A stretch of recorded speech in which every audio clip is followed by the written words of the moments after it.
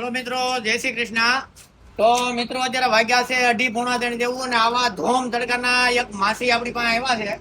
જે અરે એક નાની છોકરી છે ને એ એમ કહે છે કે આના મમ્મી વિયા ગયા છે, પપ્પા ઓફ થઈ ગયા છે, બરોબર. અને બે ભાઈ બહેન છે, છોકરાને ગળામાં ગાંઠ છે. અને માસી કઈક ખાવાનું લઈ ગયો, લોટ કે તેલ એવું માંગવા આવ્યા હતા. પૈસા આપણી પાસે માંગ્યા નહોતા, બરોબર. તો મેં એને લેવાની પેલા એમ કીધું કે આપણી પાસે ન હોય, હું મારા કામમાં હતો. તો અહીંયા અમે દરરોજ અમારે હાર્દિકભાઈ રોજ કબૂતરાને 2-3 કિલો આ બાજુ લઈ ગયો. 2-3 કિલો મગ અમારે હાર્દિકભાઈ છે દોસ્તારી કબૂતરાના નાખે છે. તો આવા તડકાના એ માસી અને એ છોકરી આ મગ ભેગા કરતા હતા. એટલે મેં પૂછ્યું, માસી આ કેમ મગ ભેગા કરો છો? તો માસી એમ કીધું કે ઘરે કાંઈ ખાવા નથી, એટલે મેં ભેગા કરીને ઘરે જઈને રાંધીને ખાવું, બરોબર. એટલે મને અંદરથી આમ એવું છું કે હજી આવા માણસો અહીંયા છે આપણે, બરોબર.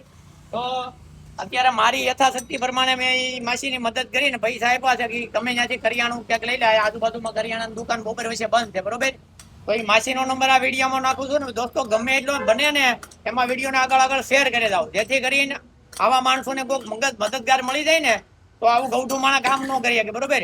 એટલે આમાં એ માસીનો નંબર નાખું છું. તો તમારી પાસે કોઈ એવી સંસ્થાનો નંબર હોય જે ઘરે કીટ પુગાડ દે, તેલ ઘઉં આ તે, તો એ માણા આના માસીના નંબરમાં તમે ફોન કરીને આની ઘરે પુગાડી દેજો, એવી એક વિનંતી છે. મિત્રો બને એટલો આગળ વિડીયો શેર કરજો. જય શ્રી કૃષ્ણ.